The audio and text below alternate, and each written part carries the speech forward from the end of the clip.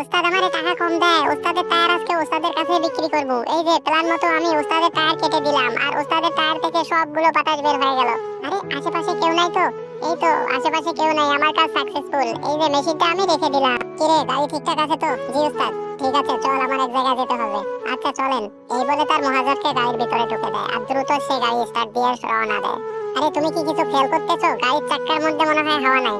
হ্যাঁ ওস্তাদ, আমিও একটু খেয়াল করতেছি। আচ্ছা চলেন তো দেখি। যে কোনো একটা উপায়ে ওস্তাদকে ভুলভাল বোঝাতেই হবে।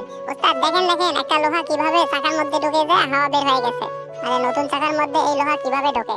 ওস্তাদ নতুন আর পুরাতন কি, এই লোহা যে কোনো টায়ারে ঢুকতে পারে। ঠিক আছে, যাও যাও, তাড়াতাড়ি চাকা খোলার ব্যবস্থা করো। এখানে থাকা যাবে না, আমার জরুরি মিটিং আছে। আচ্ছা ওস্তাদ, ঠিক আছে।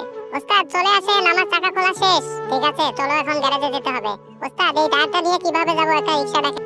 একে তো 10 লক্ষ টাকা চাকা একটা গেল, আবার রিকশা আনবো? চলো হেঁটে চলো। অল্প কিছুক্ষণের মধ্যে তারা পৌঁছে যায় গ্যারেজের মধ্যে। আসসালামু আলাইকুম মাদার। মেকার ভাই দেখেন তো এটা চলবে কিনা। দেখেন চাকার মধ্যে লোহা ঢুকলে ওই টায়ার আর চলে না। তাহলে এখন কি করতে হবে? তাহলে এখন চাকাটা চেঞ্জ করতে হবে। ঠিক আছে, তাড়াতাড়ি চেঞ্জ করে দাও, আমি এখানে বসলাম। এই দেখো, তোমার প্ল্যান মতো কিন্তু আমি কাজ করেছি, ধরা খাই না যেন। আরে না, কখনোই টের পাবে না। এই যে আমি কম দামি একটা টায়ার দিয়ে দিলাম। এরপর কি হলো সেটা দেখার জন্য অবশ্যই চ্যানেলটিকে সাবস্ক্রাইব